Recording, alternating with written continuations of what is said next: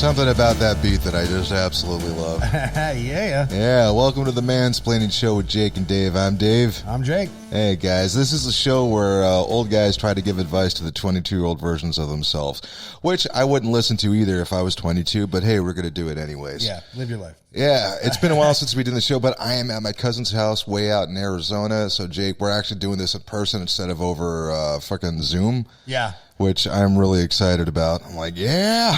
Finally, fucking Zoom. I miss doing shit in person. So I was thinking about asking Jim to be on there, but they're going to Bookman's, which is by the way, if you're not familiar with Arizona, Bookman's is like a used bookstore, but it's also has a bunch of CDs and video games, so it's like nerd heaven.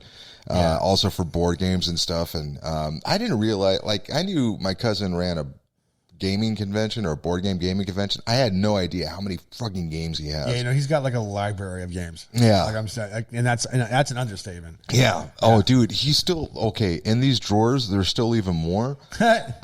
He showed me because he has a couple of arcade cabinets that he bought that he wants to turn the his garage into an arcade. That's rad. And then there's still even more games in there. And I'm like, Jesus, man. I'm like, when do you have time for that? But it's really cool. We actually played a game a couple nights ago. Yeah. I forgot what it was, but it was fun. It was kind of like Sherlock Holmes versus Godzilla. And well, yeah, no, it was like see who's the most mightier. Yeah.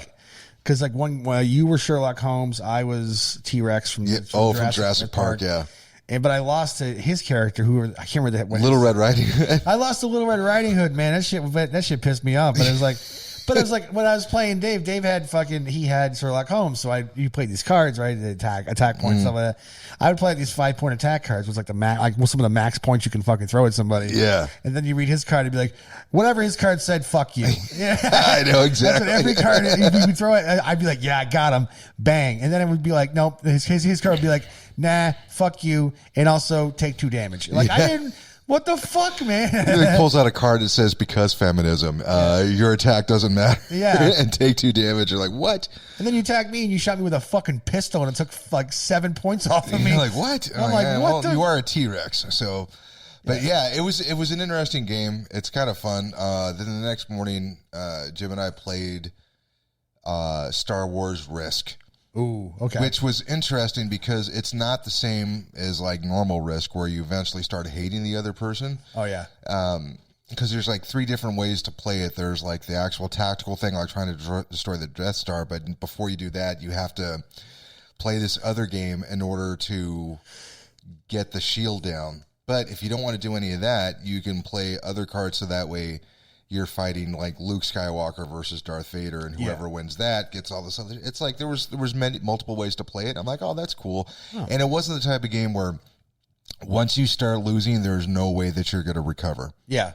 Because that was one of the things that I hated about Risk is that like once somebody got an advantage, that's it. You're just basically just waiting to freaking lose your last guy and be like, all right, I'm out of here. Yeah. So it's like with Risk, you know that you're losing a good hour and a half before you actually lose. I played Risk with my roommate and some girl that he was, I think, seeing at the time. I can't remember. But did they break up right afterwards? I think so. Well, I won. I killed everybody. Right. But I really, really just brought the hammer down on her. I took out everything from her. And because he was kind of afraid to oh, it's a girl I like. I don't want to attack her. Where I'm like, I have no feelings about this, so I'm going to kill everybody. I got in an argument with my first wife playing Risk. Oh, really? Yeah. And because I was playing Risk with her dad, and apparently in their family, they are very competitive when it comes to board games. Uh-oh. Like super competitive. And if you don't try your best, or if you let somebody win, they get really pissed off at you. It's kind of like this was a family thing. Yeah. And so I'm playing, I'm like, all right, so I'm going to be aggressive and stuff. And I got to the point where Jen was doing better than both me and her dad. So I'm like, all right, we got to gang up on her in order to freaking get her out, which is what we did. And she got super pissed about it. And I was like, is she going to be okay? And he's like, nah, she'll be fine. She wasn't fine. She was really pissed about it for like a while. And I'm like, yeah, I don't want to play with you guys if this is what's going to be like. If you're going to be sore losers, they weren't sore winners, but they were definitely sore losers. And I was like, she was such a sore loser about it that I cheated on her and then ended the marriage. It was in the divorce papers. Yeah. When she wrote down reasons why. Well, you cheated on me. Oh, yeah. And he's an asshole at risk. And I'm like, okay. You turned my whole family against me. Oh, I'm so sorry. Hold on. I'm not done. In risk. Yeah. The judge is like, oh, okay. So this is what we're dealing with, right? Yeah. He's like, oh, great. So, okay. So one of the things I wanted to talk about a little bit is that, so it's about smoking and myself, right? Yeah. So like I have been a smoker ever since I was 19. Same. I had stopped smoking for about 6 months because I couldn't smoke. Because one, I could barely even hold up a cigarette, and I had freaking neck surgery. Oh yeah, and then I got diagnosed with fucking stage 4 colon cancer. Yeah. So because of the chemo and the radiation, all the other stuff, tumors shrunk, freaking spots shrunk on the liver and everything. Things are going well. And when I started feeling better, I started buying these primetime individual cigarettes or little cigars and stuff that I was smoking when I was doing door dashing. Never at home or whatever. And then my wife, I was kissing my wife because I finally could again. And then she looks at me, she's like, have you been smoking? And I'm never going to lie to my wife. Yeah. And I said, yes. And the look of disappointment on her face was so fucking like hurtful. Yeah. Or because it's what I had done and stuff, I'm like, I can't be smoking. So I get out here, and one of the first things that I do with my buddy Jake, hey, let me bum a smoke and stuff. And you were nice enough to do it, but I was really thinking about it because even like my cousin's like, dude, you fucking dodged a bullet. Why are you putting yourself in front of a gun again? I'm like, yeah. So I did some writing this morning, and I was trying to think about it because it's a lot of it. I'm not trying to blame shit on my parents, but like they were always, that was one of the ways that like they would deal with stress and stuff. And so I kind of learned, that's one of the ways that I deal with stress. I'm like, well, it doesn't really de-stress me. But my dad was, a smoker, and this is one of those things where I'm like, why am I trying to be like my dad in this? Like, he wouldn't want me to be smoking. Yeah. He would tell me, like, what the fuck you doing, Dave? Like, God damn it, you just fucking got over this one shit. You're trying to get right back. Like what everybody else is telling me. Yeah. And so it's like, man, one of the things that I felt guilty about, I was thinking about this morning, is that you were trying to be nice to me. Right? Yeah. But I made you an accomplice in something that was very hurtful to, that could really do me fucking some ill shit later on. Yeah. Plus, when someone always asked me for a cigarette, even when they're like, because I've had people that I've known who just trying to quit in general. Yeah. And I'm just that guy. He's like, oh, can I get one? And if I got it, I got it. And yeah. I feel, and you're right. I mean, I probably should have told you no, but no, it's not up to you. It's up to me. But the thing is, this stuff is kind of like, wait a second, man. I'm like, why am I doing this again? Yeah. You know what I mean? Because it's like, I've got it out of my system for the most part. So I'm not chemically addicted anymore. So this is definitely all a mental thing. Oh yeah. And so I'm like, God damn it, man. And I'm also letting a lot of people down that were fucking rooting for me to fight cancer and stuff. And I'm like, why is he doing this again? Fuck this guy. Well, how much money did we donate to him? You know what I mean? Yeah. So there was a lot of people that helped out, and this is just something that, because it's also, Jenny was like, how many people helped you out when we really needed it? And you're doing this stuff. That's kind of shitty. Yeah. And I'm like, you're right. Yeah. You're right. It is. Yeah, man. Now I'm feeling really bad about myself. You know what would make me feel better? Because that's one of the things it's tricky with like any type of addiction, is that when you like, there is a part where like, hey, you need to realize what it is you're doing, and like, yeah, and then you start feeling like shit, which was one of the triggers of why you did the fucking addictive process in the first place. So it's kind of like this weird balance where it's kind of like, you did this, but this is the reason why you did it, and this is the reason why you shouldn't do it. And you're like, it's tricky. So yeah, I'm like, all right, today's going to be kind of tough. Not that I'm asking you to change anything what you do in your life, but it's kind of like, I'm not going to make Jake an accomplice. You know what I mean? Yeah. And I wanted to say, I want to apologize that I put me in that position. Yes. Oh, word. Okay. Yeah. Oh, well, I accept your apology, and but also, yeah, I mean, at the same time, like, I probably would have done it again. Like I said, it's just I don't know. I just find it like it's kind of like a politeness thing with me. Right. It's the Midwesternness in me, which is hilarious to say because no one would assume I have any Midwesternness in me. Yeah. But I do, and it's from my mom's side because she's from Ohio. But like, yeah, I give cigarettes to people because of my mom's side. Yeah. So in all honesty, we should really be blaming my mother. My mother's she's the reason why I'm still send your letters to Rita Hamill. So I don't know. That was just one of those things that I was also like. I woke up really early this morning, and it was this weird, funny thing. This is kind of off the subject and stuff. So I'm taking a shower this morning, right? Yeah. And then right before I'm about to put conditioner or use conditioner on what little hair that I have on, the fucking water turns off. And I'm like, whoa. And so I wake up and I'm like, all right. So I come out here like after I get dressed and stuff, and Crystal's awake. Jim's wife, and she's like, yeah, the water's off, but we paid the bill. I don't understand why. Yeah. And then she's like, oh, wait a second. This thing has like, it's not a timer. It's like, it kind of measures their water usage. Uh-huh. So if there's like a bunch of water that's being used at a time that's normally not being used, they think it's a water leak, and it shuts the water off.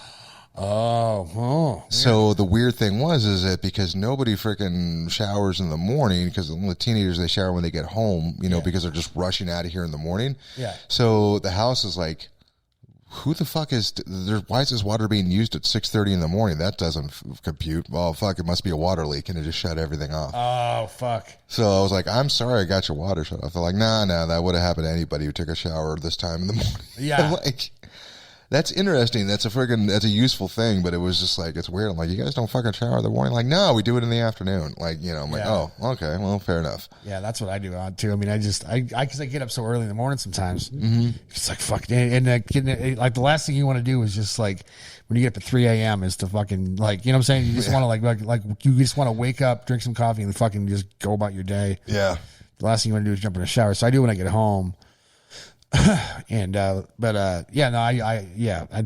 used to be a morning shower person, but then like what happens is like I'll do that, and then like one morning I'll wake up too late, won't have time, fucking grab some clothes, just go. Yeah. Then the very next day will happen again, and then you realize like 4 days later you're like, I haven't taken a shower in 3 fucking days. I must reek. And then like you take your that's so I said fuck it, I'll just take it at night. Yeah. So that's what I was just doing. I take showers at night. Because it's better. It's like you don't want to get to the point where you're making your own gravy inside of the bathtub. Oh yeah. Or like I had a fan one time in my room that was pointed right at me. I have a ceiling fan. I have like this box fan too. The box fan's pointing right at me one time, and it was like middle of summertime here. Yeah.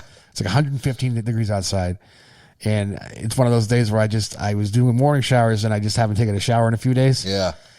I haven't been doing anything either. By the way, it's not like I've been doing active shit. I've just been sitting in my chair playing Xbox and shit. Yeah. I lay in my bed. And I think I was about to take a shower, but I was just tired. I was laying in my fucking bed. Fan hits me just the right way, dude. And I could smell myself. And I was like, holy shit, this is bad. Yeah.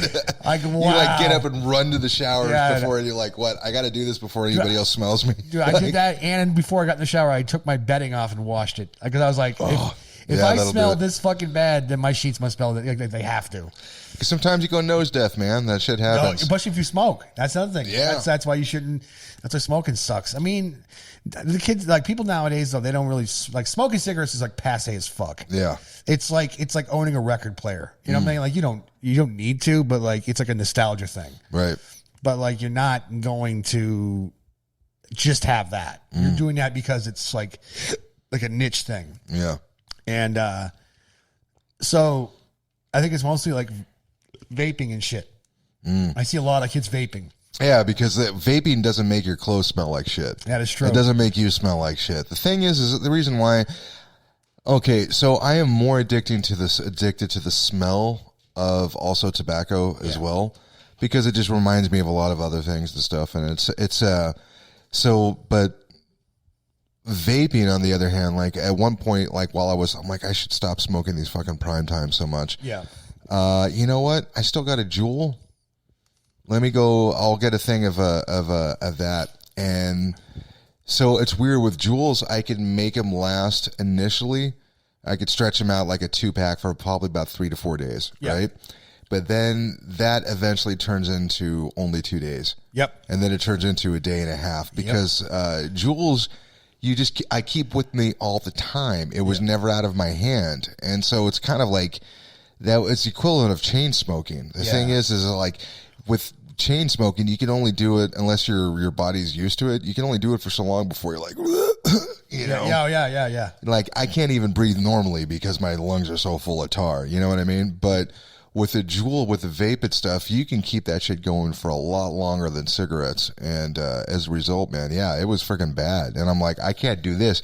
But the thing is, quitting freaking vaping was way easier than quitting smoking for me for some reason. Oh yeah, no, I noticed that too. That's one because I was vaping for the long. Remember that when I was vaping? Yeah, I feel like I saw it's like 6 months or something like that.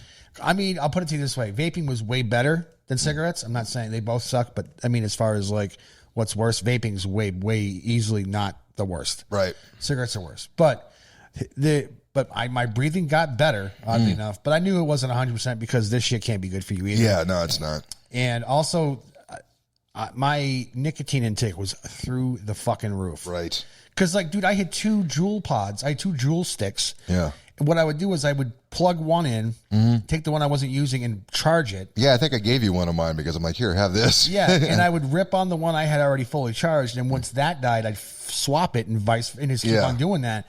And I'm going through like 4 packs in like 2 days. Oh, wow. You know what I'm saying? And this is back when like you can have like, this is when they had the flavors before Juul bitched out. Oh, dude, yeah. Before Juul bitched out to the fucking government.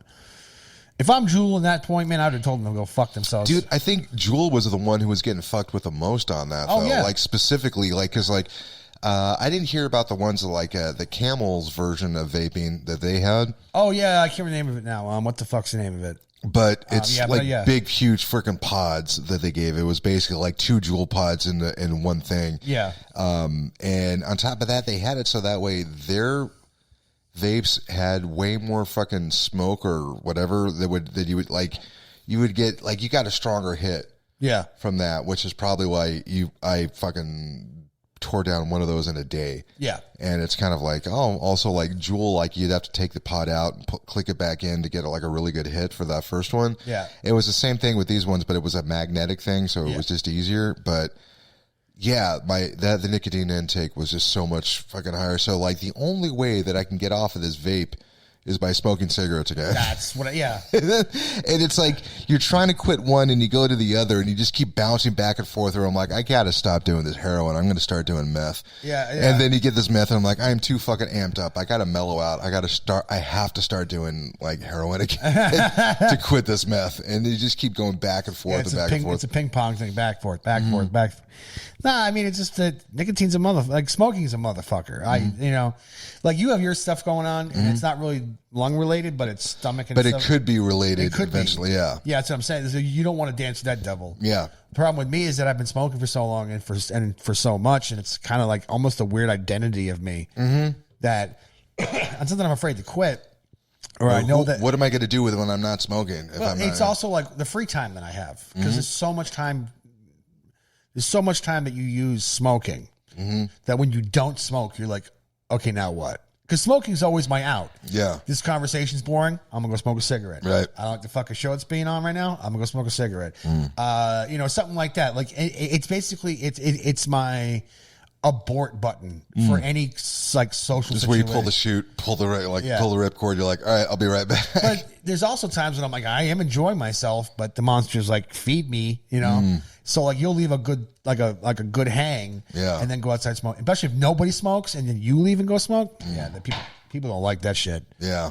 And it's also one of those things too where it's like it makes you smell, but the funny thing about smokers is that we don't know. Yeah. We really don't know. So everyone's like, you reek of cigarettes. I'm like, I do? I have no idea. Yeah. Like I quit one time for 3 months in my early 20s when I was married to my now ex-wife, but I was with her.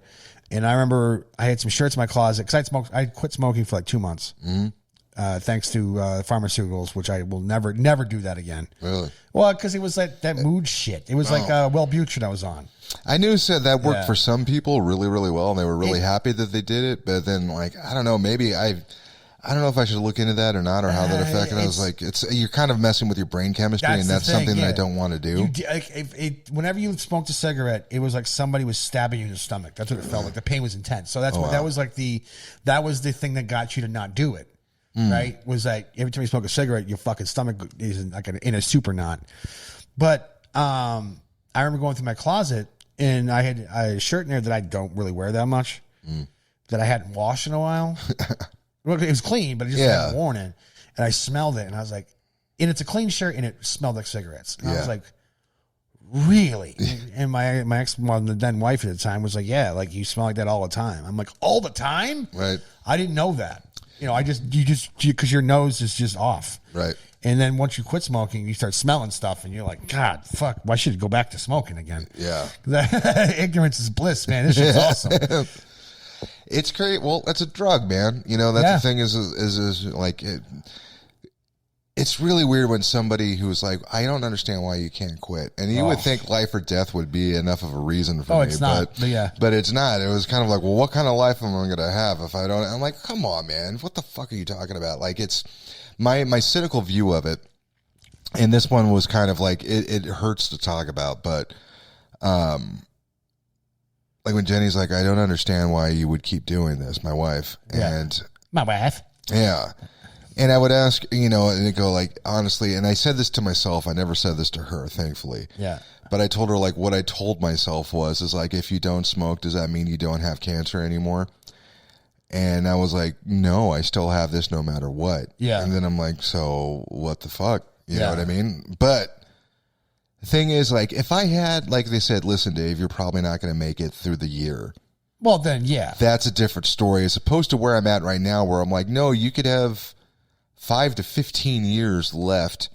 And so it's like, what am I like? Well, I'll tell you what, well, if I keep smoking now, I'm only taking off last year out of that 15. I'm like, no, you fucking moron. That's not how this works. Yeah. And you start playing this game where it's like you start rationalizing this stuff, just because that's what my brain was used to for the longest time. And it was the same thing that was what I was writing about this morning, just personal stuff. I'm never going to post this, but like there's two things I wasn't able to do while I was in the hospital. I wasn't able to smoke, and I wasn't able to be an emotional eater. Yeah. So, like, I've lost, for folks who are just listening to this, if you haven't seen a picture, dude, I've lost over 100 pounds, and I look different than what I did a year ago. I was looking at some of my pictures, you know, the Facebook was like, here, look how fat you used to be. Like, or what they would say is, hey, here's your anniversary of this picture from 3 years ago, and I'm looking at it, I'm like, looking at the mirror, looking at the picture, looking at the mirror, and I'm like, damn. Yeah. Because I would say that I definitely have body dysmorphia where for the longest time, I couldn't see when I was gaining weight or when I didn't, just because I really didn't want to look at it. Because every time I looked at like how fat I was, then I heard my mom being like, "Oh God, they're so fat, you need to stop eating," and all this other stuff. Yeah. I'm like, "You're one of the reasons why I'm an emotional eater." Shut the fuck up, you know. But you know, not to put the blame on other folks, but it's just kind of like there's certain shit works for other people to dissuade them and to motivate them, you know, but then that really didn't motivate me when I was in high school, when I was a teenager. All that did was make me angry. I'm like, if you don't like the way that I fucking look, guess what? I'm going to get even fatter because I really don't give a shit. Like, that's how you get back at somebody. You know what I mean? Yeah. And, but yeah, that was one of those things where I'm like, you know what? Just because now my sense of taste is starting to come back, I'm like, yeah, you're not going to want to start fucking going to fast food again. Remember what happened. That's how you kind of got in this situation in the first place. Yeah. You know, because addictions usually work in pairs. So for me, I mean, was eating and smoking. Yep. But, I mean, you need to eat, but at the same time, it's kind of like, hey, you know what? Maybe I shouldn't go to Jack in the Box at 2 a.m. and get like 15,000 calories worth of food. Yeah. You know, like, it's what you were talking about. It were like those fucking jalapeno poppers. Yeah. That shit will get you. And you're like, how much is it? You know, like, but it's fucking so easy. And so, you know, like, the sourdough jack is amazing. You know what fucking really got me was the munchie meal, the late night munchie meal, which was, you can get a breakfast burger, which was a hamburger with hash browns and like fucking an egg on it or some shit. Yeah, an egg and then like cheese and stuff that was on it, plus curly fries, plus 2 tacos, plus a drink, and that was all for like $5.99. I'm like, man, that's more of a trap than it is a fucking happy. That's like it was like a single dude's Happy Meal.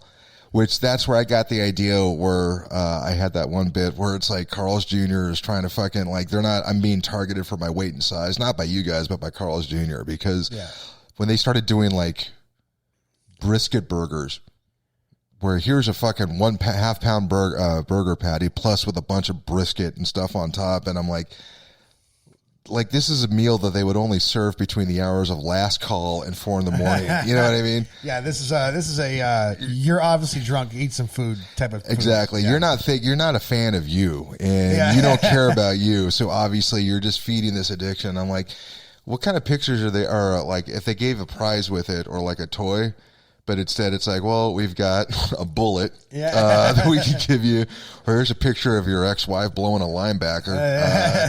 And you're like, what the fuck is this for? You know, like, what did you get for this time? Oh, I got a fucking living will. I could sign. That's the toy in that fucking, in that combo.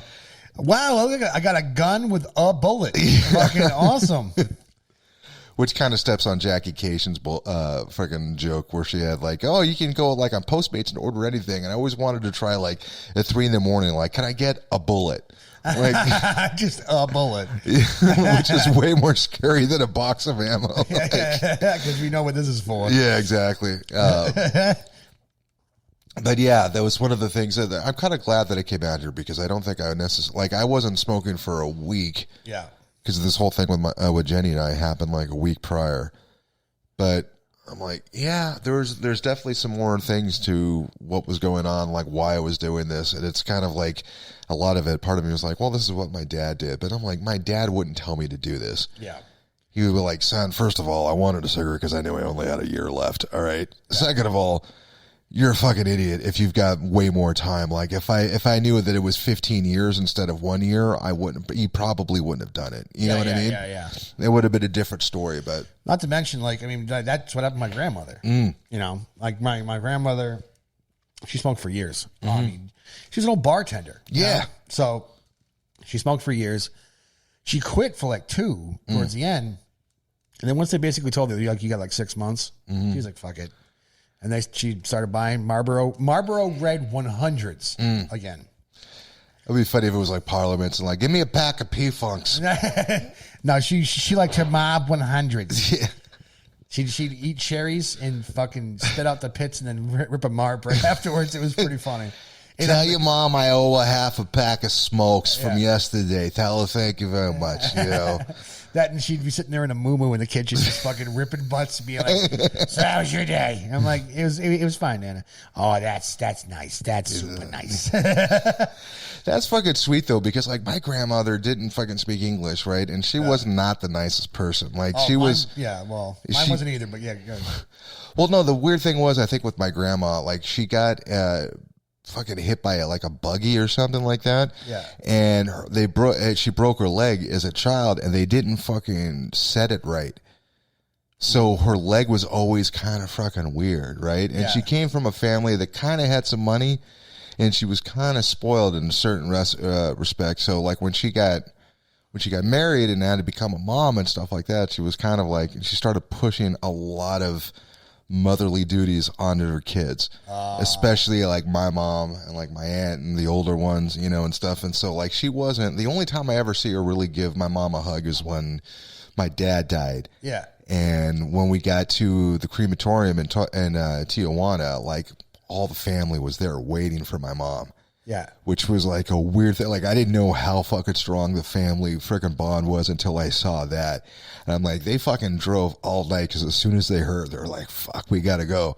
And I'm like, wow. Because I was talking about this with my cousin Jim and Crystal last night. I'm like, yeah, there's weird things where it's like there's fucked up stuff that happened. Like we're human beings. Everybody's got fucked up stuff that happens in their family. But there's like this baseline thing that goes like, if my cousin Luis said like he was going through some serious shit, Jim and I would hop in the car and drive all the way to Texas if we had to. Yeah. You know what I mean? But it's kind of like,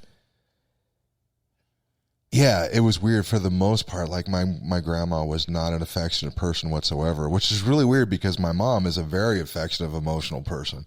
Just a lot of that sometimes came out as anger. We're talking shit. Yeah, exactly. We're talking shit. That's the way that she's like, hey, if she's fucking talking shit, that means that she likes you. Oh, no. Does she know that you can take a joke? And that's one of the things she was really, really happy about. Shitty haircut. I couldn't let it go. Exactly. That was so funny, just hearing Bear laugh when he heard that. He's like, and I'm like, I walked. It was like stepping on a ring because I really thought she was gonna like compliment me. I was like, yeah, thanks. Oh, $20. She's like, you paid too much. It's a terrible haircut. I'm like, what? I was more mad at the fact that I just walked right into that. I just walked right into it. And she was just like, here's a trap. Here's a box and stick on it. Yep, here it comes.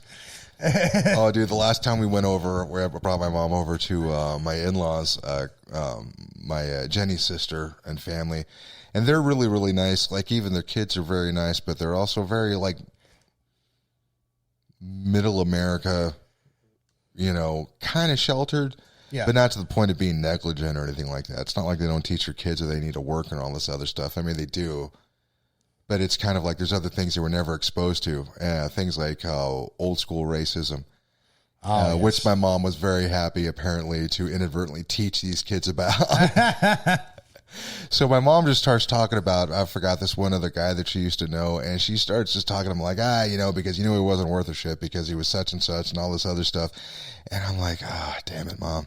And it's not like she was drunk or anything and just started letting this spit out, but when she's doing this, like, the kids are trying not to laugh and their eyes are like as big as freaking frying pans because they've never heard somebody being blatantly this honest about how they feel. Yeah. And at one point, the little boy, he was like 16 or something like that, he jumps out of the chair and runs into the freaking garage to friggin' start laughing because he doesn't, is like, I've never heard any, like, you can't say stuff like this. And I'm like, you've never been around somebody who friggin' feels this way and be like, I don't give a shit, whatever. I'm like, this is what I kind of yelled back. I'm like, this is what it was like before the internet.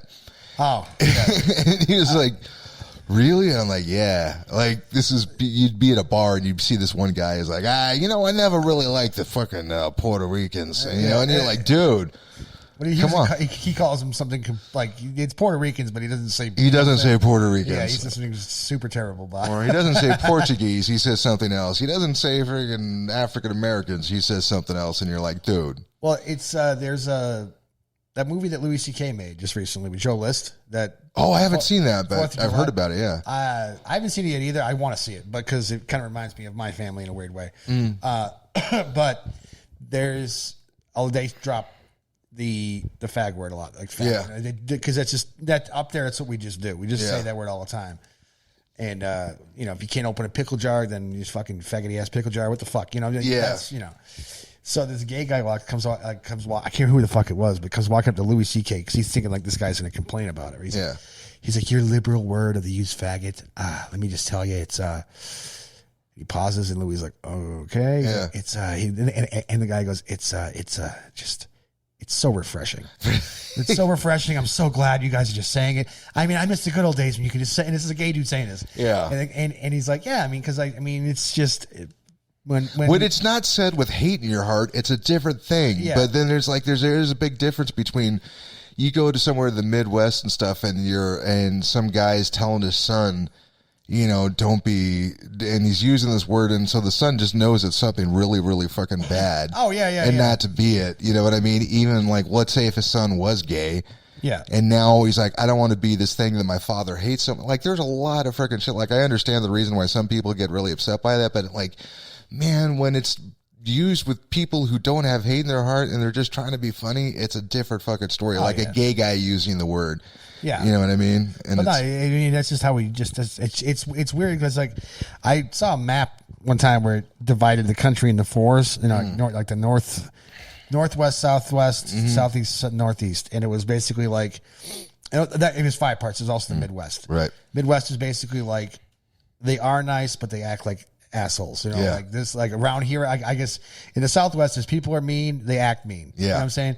Where the Northeast, it was like people are kind, but they act like dickheads. Yeah. Like they'll help you like change a tire in your car, but they'll talk shit to you while they do it. Well, you don't know how to change your own fucking tire? Yeah. Yeah, that kind of J.J. shit. Jones had that one bit where it's kind of like you ask for directions, or it's kind of like, yeah, take a left here. It's like, wait, what do you mean? Is like, wait, do you not know what left means, or you can't read? Yeah. Which one is it? You know, and you're like, no, I didn't understand. Like, you don't understand English, or you're just a fucking moron. You know, like, god damn it. You know, one time in Boston, I got lost with my cousin. We were working together at a moving company. Right, we're in Boston proper.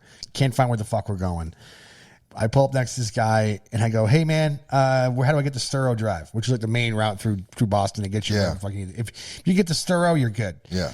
So I go, hey man, how do I get to Thorough Drive from here? This is before internet, before all that stuff. Yeah. The guy looks at me, he goes, I don't speak English. He said it in English, which killed me. And then he just walked away like, fuck you, get out of here. I'm not giving you directions. Yeah, you lost asshole. Get the fuck Hey, you got time for that? Jesus. Yeah.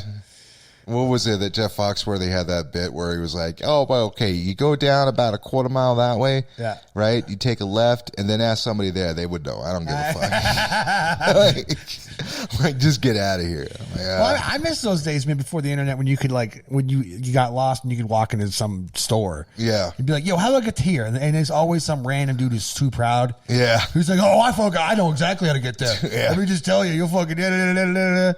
Like, I mean, there's a story I had years ago when I was working for the moving company, and we're in Long Island, and we're fucking lost. Yeah. Getting to this point was was crazy because the lady who gave us directions assumed we were going to use the ferry. Oh. And we were in a giant 26-foot box truck. Yeah. Like, we probably could have used the ferry, but it would have cost us like fucking $300 fucking dollars. Yeah. So we're like, no, like, we're not doing that. So but that's the direction she gave us. Again, before the internet, before like MapQuest is just now a thing, Right. and now we're lost. We're in Long Island. That took forever, but we're there. But now we can't find exactly where we have to go. Right. So we're driving around trying to find a place to see a fire station. Yeah. And I'm like, fuck yeah. They have to know where the fuck. Yeah, they have to tell me. Well, no, I don't only get that, but also they got to know where the fuck. You know what I'm saying? So I have all my Red Sox shit on, which was a mistake. And that's like going into crypt territory with all red on. Pretty much, yeah, pretty much. And the guy sees me and he's got all these fucking tattoos on him. He's a fireman, but he's got all these 9/11 tattoos on him and stuff. Yeah, he's got Yankee shit. Couple of the Yankee symbols on his arms and stuff from tattoos and stuff. Yeah, but it's like one of those like collages. You know what I'm saying? Where it's like his whole arm is just a collage of stuff. The first thing he says, he looks at me and goes, oh, it looks like you're fucking lost. Yeah. I'm like, yeah, I am. I knew I was going to get fucked with. That's when you resign yourself to realizing you're going to be the butt of the joke because you're an intimate, you just fucking roll with it. And I was like, yo, man, I'm trying to get to Venetian Boulevard. I'm going to like this number. And he's like, oh, that's fucking easy. And he was like so psyched to give me these directions. Yeah. But he's like, oh, you go down this fucking road right here, and then when it looks like it's over, it ain't over. Just fucking drive another fucking 2-3 fucking blocks, bang it right. Then you go down this fucking road, it looks like Main Street fucking USA. That's what it looks like. This whole part of town looks like Main Street motherfucking USA. And then in the middle of the fucking road is a goddamn cannon. It's a Civil War kaboom cannon, fucking blow your legs off type of shit. You should see that fucking thing, you bang a left. You go about a mile or two, you'll see you'll see McDonald's. It's a shitty McDonald's. You'll know it's a shitty McDonald's when you see it.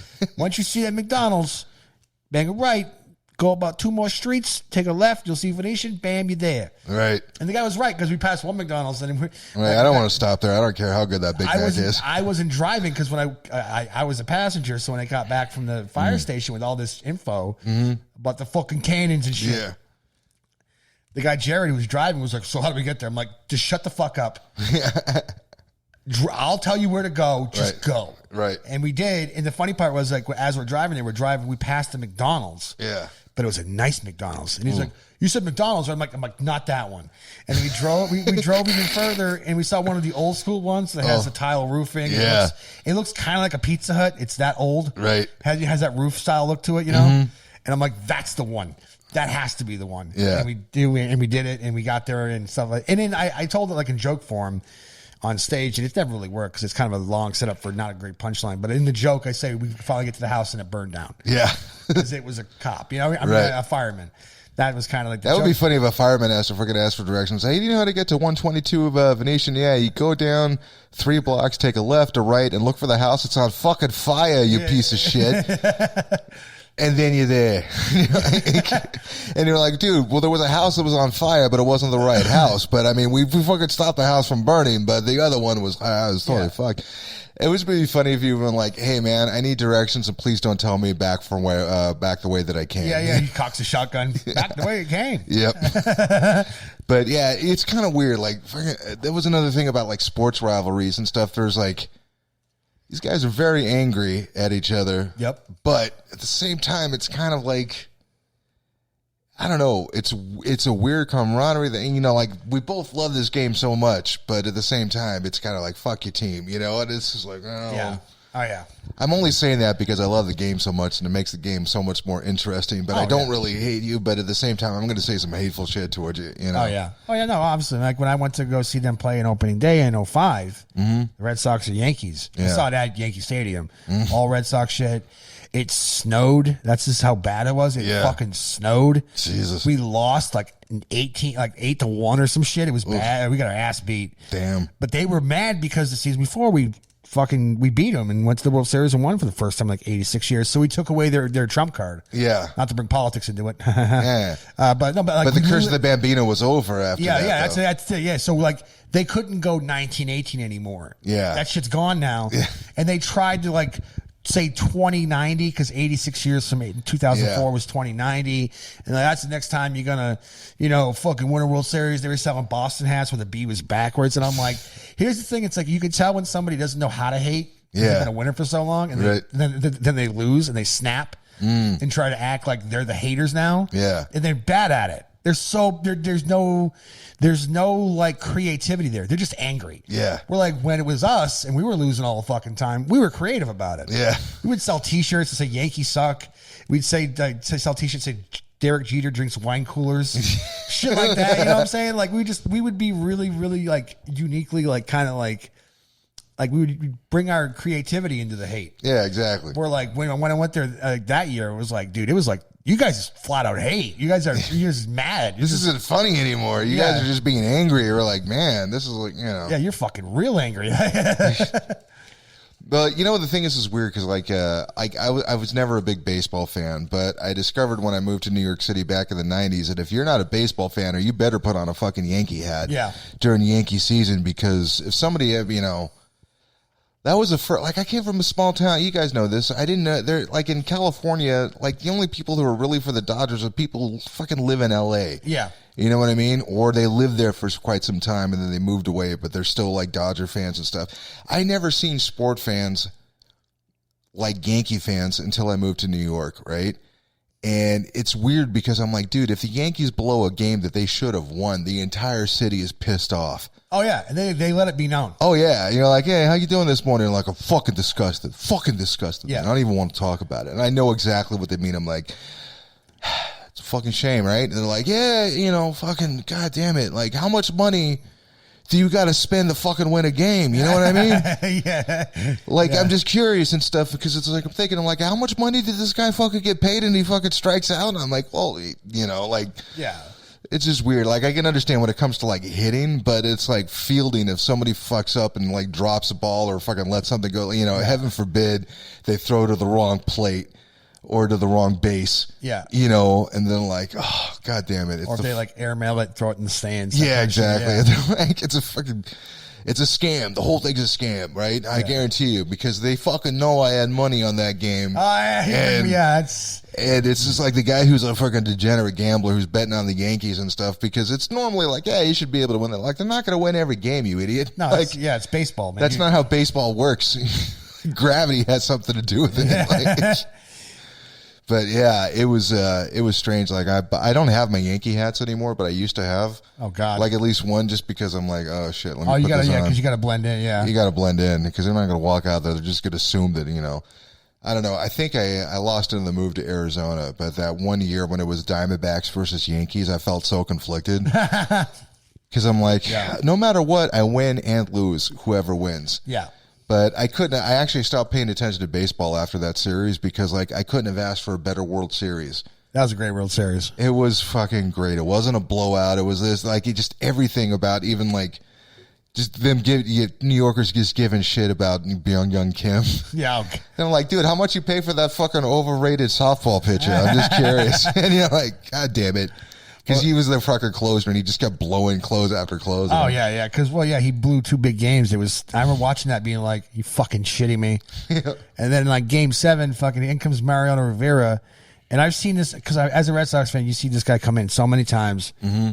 And we get him sometimes. We do get to him sometimes.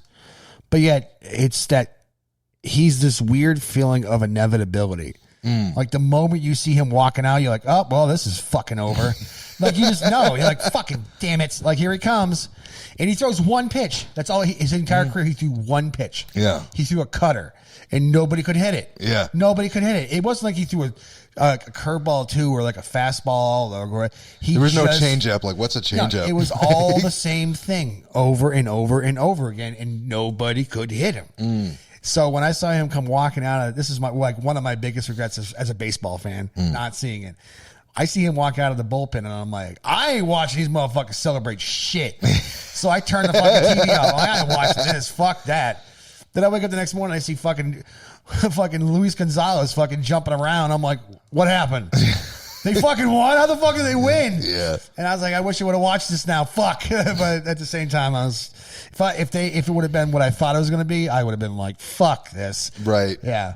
Well, that's the funny thing is that I wish I could explain this to all my quote unquote, air quotes, intellectuals, that there's something so fucking invigorating about being on the edge of your seat, watching the end of a game that you don't know the outcome of, and everybody's on pins and needles and stuff. Like there's a different kind of drama that goes along with that. And it's for a while because I'm like, dude, I don't get into sports. What are you talking about? Like that's for dumb people. Yeah. No, it's not for dumb people. It's just for people. Yeah. You know, now granted, there's a lot of dumb people really vocal about how fucking awesome their team is, and they will tell you every stat, but you're like, hey, where's your kids? I don't know. But you know what? Fucking Jeter hit for a fucking point. They're like, is he, you know, like they'll tell you every stat about it, but they editing like, when's your kid's birthday? I don't know. But like October or something. I don't remember. I don't know. He's fucking drunk somewhere. It doesn't matter. You know, I mean, he's in the ditch. I don't give a shit. My daughter's getting banged by I don't know who, but I can tell you the stats, you know, and everything,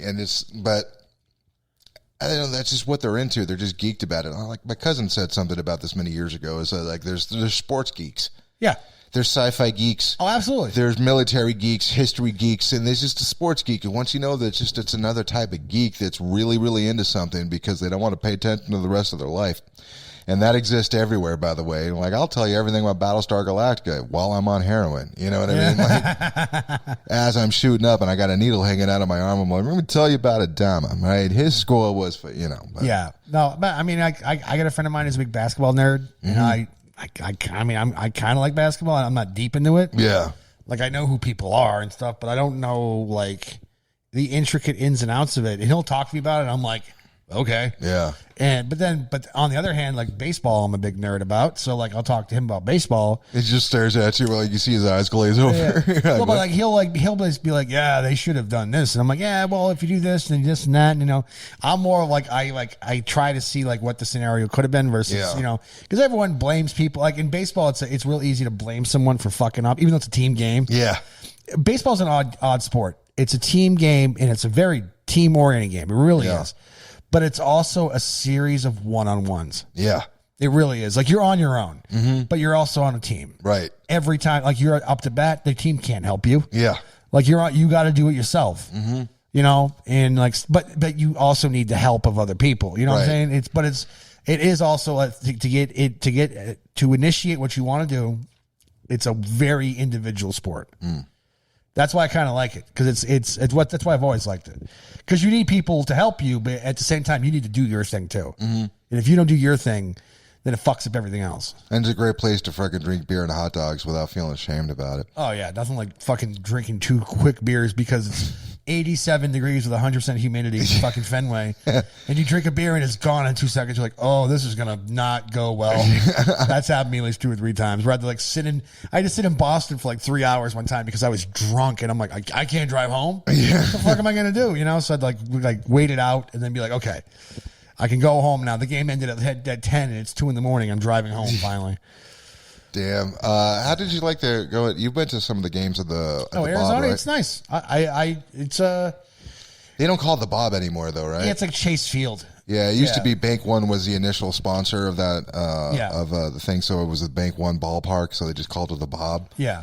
But then like they just sold it. They're like, what the fuck are we going to call it now? The Cause? Fuck that. That's not... Well, it does. It's the Chaz. I do like the placement of the place because it's right in the middle of the city. So when you're driving around like the city and you're seeing like downtown from a distance, that shit sticks out like a sore thumb. Like you can see that stadium from anywhere. Right. And I've been to games where they've opened the roof up and then closed it. Yeah. I've never been in a situation where I've watched a baseball game indoors. Fucking weird. Right. So the acoustics is strange. There wasn't a lot of people there, so you heard everything. Wow. It was nuts. It was because it was hot as fuck. That's why they also called hear it. the players could hear all the shit talking, and they're fuck you. Yeah. Oh yeah, it was great. But then, like, you know, I've been to like 2 games there. It's fun. I've been like 2 or 3 games. I lived here for 15 years. I never once went there. Oh, I hate the Rockies, but I would go to at least 2 or 3 games a year. Yeah. You know, I just, you know, even though I don't like them, I still go. Even if they're playing teams I don't give a fuck about. Like, oh, they're playing the Padres or the Pirates. Okay, I'll go. They're cheap. Right. I'll hang out, watch some baseball. It's one of those things I kind of regret. There's a lot of things that I just like, hey, here's a group event where people can get together. I'm like, do I have to buy a ticket? Yeah, I'm not going. I'm such a cheap freaking bastard about that. It's kind of like, when's the last time you would ever pay to go see a comedy show?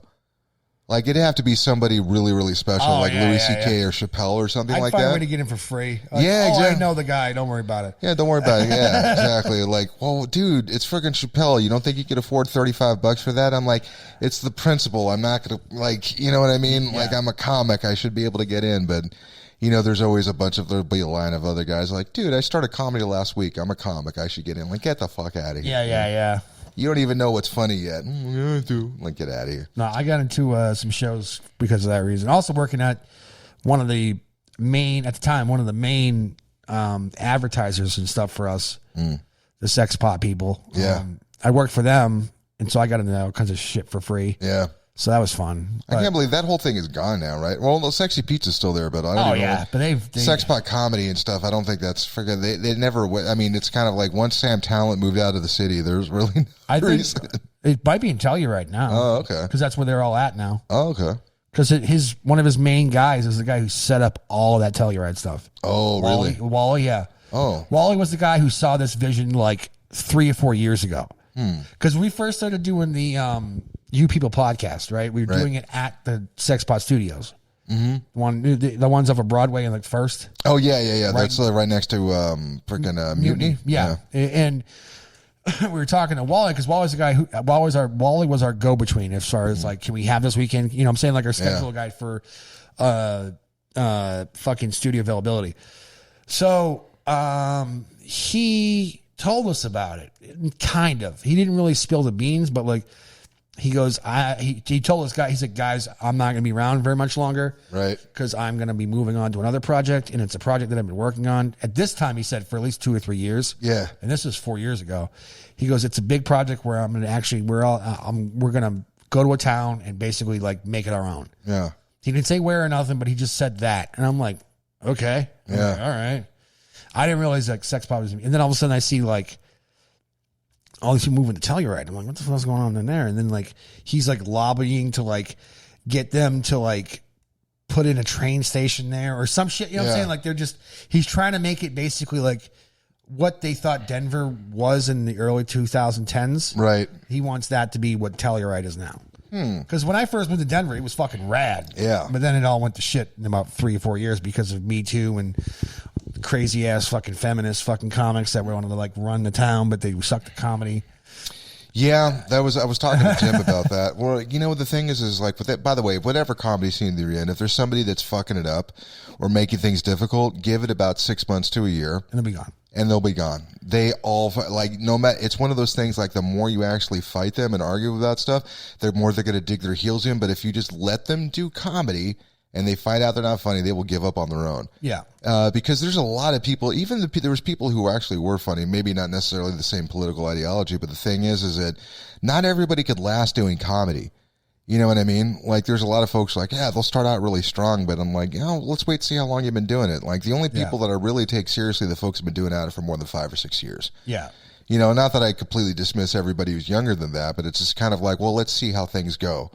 You know what I mean? Like, yeah, keep doing it and have fun. It's like, you know, but you see some folks are just like, yeah, this isn't fun. I don't like it. Or they kind of asshole themselves out of the scene because they keep burning bridges and they keep like, think of your normal day job, even if it's at McDonald's or like at a Circle K. If you keep arguing with people, no matter what, on a daily basis, or online on a daily basis, eventually you're not going to have that job anymore. And it brings a weird energy into the room. Yeah, exactly. Yeah, people don't like it after a while. I'm not saying that there wasn't things to freaking work on in that scene, but it's kind of like when you started seeing like when they're talking about there needs to be more women on the show, but the thing is they're only booking the same 3 gals who really weren't that funny in the first place, and there was plenty of other funny women out there in the scene. Yeah. Then it's kind of like, well, now I know what this is really about. This isn't about freaking equality or anything like that. This is about you trying to get a spot. You're doing some fucking amateur actor shit. Yeah, and they're also trying to get rid of anybody who's going to be like in their way. Yeah. To basically like grease the slide to what they think is success. Right. The thing is, I'm like, that doesn't real work because it's kind of like okay, let's bring it back to baseball, right? Yeah. Like you're trying to get everybody on the lineup out of the way. So that way you could be up. I mean, at some point you got to go up to bat and you got to fucking either get a base run or a home. You got to hit the ball. Yeah. And that's the same thing with comedy. It's kind of like you can get as many people out of the way and fucking get whatever lineup you want, but at some point you all have to fucking hit the ball when it comes across the plate. Yeah. You know what I mean? And it's like either you worked at that so you could do it well, or you didn't and you strike out. And what are you going to do? Well, fucking the ball was sexist. You know what I mean? It's actually, it was the stadium, or it was this. And the moment you try to do that in front of the crowd, they're going to be like, boo. Yeah. You're making excuses. We fucking thought we gave you a shot and you're just fucking it up. So that's what I noticed. Like even, I never even want to mention their names on there because I don't want to give them any type of freaking, any type of publicity, but there was another gal that came a couple of years after, and I knew that she was going to be somewhat of an issue. She's going to start bitching about something, but just because of the way that she was talking about Interact. Yeah. And I would say, within 6 months, never heard from her, never saw her on any shows and stuff. And I'm like, all right, she's gone, she's out. No need to worry about that person. I'll tell you who it is after we stop recording. But like it's But I saw this here too when I went to one of the open mics when I came out here and visited. Mm-hmm. There was this girl, she's like a stripper, right? She goes up there and she's telling jokes, or she's trying to tell jokes. She wasn't very funny. Yeah. But all the guys there were like, "Swoo!" And then she had like this one dude with her who, I don't know what the fuck he was. Might have been a boyfriend, but I doubt it. I don't know. But she said, and this stuck with me for some reason. She goes, the level of misogyny in this scene is insane. I think misogyny is terrible. And I'm like, wait, you're a stripper though? Yeah. In my head, like, you're a stripper? Mm-hmm. So if it wasn't for misogyny, you wouldn't have that job. You'd be going, would you like fries with that? Yeah. That's what, you know what I'm saying? Like, if it wasn't for misogyny, you would have a shitty job. Right. I'm not saying like misogyny is good, but I'm just saying like at least acknowledge what, you know what I'm saying, what makes you... Right. It's like people who are against oil but work in the fabric industry. Yeah. Oil is used to like make shit, like synthetic. Yeah. You know what I'm saying? Yeah. It's like an REI was like, we're against oil. It's like, dude, half your shit's made of oil. Yeah. You know what I mean? Exactly. Like what are you doing here? I'm not saying that you don't like whatever, you don't have a point, but it's like if the girl was going to make that joke, I'm like, you need to expand on that. You need to write more on that because you can't just say like, hey, here's what I believe. It's kind of like, yeah, but I also do this. No, it's like if she started complaining like, misogyny is a problem. Like, there's not enough of it. I used to make way more money. Yeah, yeah. You know, because of this. But now that all these guys are trying to learn how to respect women, I don't see nearly as many dudes inside of the club. And, you know, the guys that do show up ain't nearly as freaking stacked. Yeah. You know what I mean? Like, she could have turned that into a really, really good bit. Yeah, but she's not funny, so she didn't. Yeah, exactly. And then there's a bunch of freaking dudes out there being like, no, I think that what you're saying is really great. You know, and I'm like, yeah. I think it's a product of me getting older. Yeah, there's that too. Well, no, as far as like, I'm not going to be a white knight for anybody. And when I see it, I go, ugh, really? Yeah. You're a fucking simp, man? Fuck. Like I'm not saying I've never been a simp. That's not true. We all have, by the way. We've all had our moments. I've had a few more than I'll put it to you this way. The more than the Surgeon General allows as the amount of times I've simped out. But like, as I'm getting older, I'm like, like, no, fuck you. Like, I'm not. And I got a sister that I talk to on a regular basis. I remember she was having issues at her job. I don't know why I asked her this, but she's like, she was doing 2 jobs basically at the same time. Like, she was going into another job, but before she did that, she had to fucking like do her current job, same company, but she was Jesus. Yeah. Well, but it was one of those, she was getting a promotion and she was doing some things with the promotion. Yeah. But yet the job that she was about to leave in the company to go up to the next level in the same company, she had to also do that too. And I was like, and she's like, oh, I'm not getting paid either. And because of who I've hung around with in the past like 10 years, I go, is it because you're a woman? And I meant that as a serious question. Yeah. And she looks at me, she goes, no. Like, if I want more money, I'll just ask for it. Yeah. Well, dude, there was actually, Jenny had an issue with the place that she was working with. Yeah. Because she actually saw the salaries of what everybody was making. Oh, boy. And there was guys who didn't do nearly as much as she did that were getting paid more than her. And it was kind of like, I mean, because I'm like, well, maybe they're just better at negotiating salaries because, you know, and it sucks, but it's true. But I go, you can ask them for, you know, for more money or something like this. And I'm like, don't say this is the first thing because their wall's going to go up. But after they've said, well, we'll see how this thing's. And I'm like, yeah, but ask this question to HR. Is it because I'm a woman? Yeah. Who the HR person was a woman as well. And she's like, fuck, why? Because when the moment you ask that question, they have to take things seriously in a completely different direction. Because I know how HR works. They have to go through this thing to cover their asses to make sure that it's not because of such and such. And long story short, she ended up getting a pretty good sized raise. Yeah. You know what I mean? Yeah. And it's not because she pulled out, but it was because this place, and this was a mistake on either the GMs or it could have been the HR department's part. But the whole thing is like, we don't want to pay out any more than we absolutely have to. Yeah. And then once they realized that they had to, it's like, it's not right. You're asking this person to do way more work, has way more responsibility, but they don't get paid. Like, you're not paying them fairly. Like, you're doing something wrong here. Yeah. You know what I mean? You're trying to steal from somebody, basically. And either way, they corrected it. It was fine. And they're like, yeah, to be, you know, and they, gosh, what was it? They were pissed because at the time, her immediate boss plus the GM were pissed that she went to HR. Ah, yeah. And then I'm like, let them fucking say this stuff all whatever they want. But the whole idea is like, if you had listened to me or you were treating me fairly the first time, I wouldn't have had to go to HR. Yeah. You know what I mean? That's the thing with business. Sometimes people take it personal for some weird reason. Well, it's because they personally made a bad decision. Yeah. I mean, I get that. But I've kind of been able to take the person, like the be taking shit personal out of it. Yeah. But at the same time, when someone's fucking me, I'm like, all right, well, fucking bye. Like, Yeah. I'm not like fucking, it's not like I have to be here forever. You know what I mean? It's like, if you want to fuck with me like this, then I don't have to be here. Yeah, that was one of the things that was kind of interesting about the last job I had. Like, I definitely would have lost that job by now. Yeah, probably. No, because I didn't like the person that, like, when they fired my immediate boss and the person they had to replace him, I'm like, this girl's smart. She's smarter than I am, but she can't do this job like I can. Yeah. She's not a leader, and I knew that. And then they ended up firing her, like, you know, months later because, you know, she was supposed to be doing all these things for this place, this expansion they were doing, and none of that shit was happening. Yeah. And I'm like, yeah, it doesn't take that long to make a decision. Yeah. And they, you know, like, she didn't have a menu. There was a bunch of other stuff there was a lot of things that between the sales department, what they wanted and what the GM and what the owner wanted, they wanted so much stuff. And I'm like, you still don't have a catering menu yet.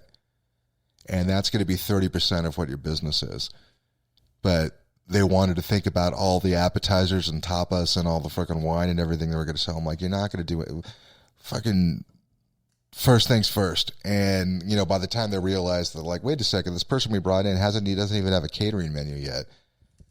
Yeah. And we're struggling. We could have made way more money during the season with all the caterers. You know, this is about 30% of our income. I'm like, yeah, I know that. Yeah. Like, I was so fucking pissed. I'm like, maybe because I've been in this business for over 25 fucking years and I might know something about it. But, you know, that was my fault because I didn't want any responsibility for the longest time. And I'm like, I'll just be a cook. And I'm seeing them make all these mistakes. And I'm like, yeah, long story short for the listener, I was going to ask for a big promotion.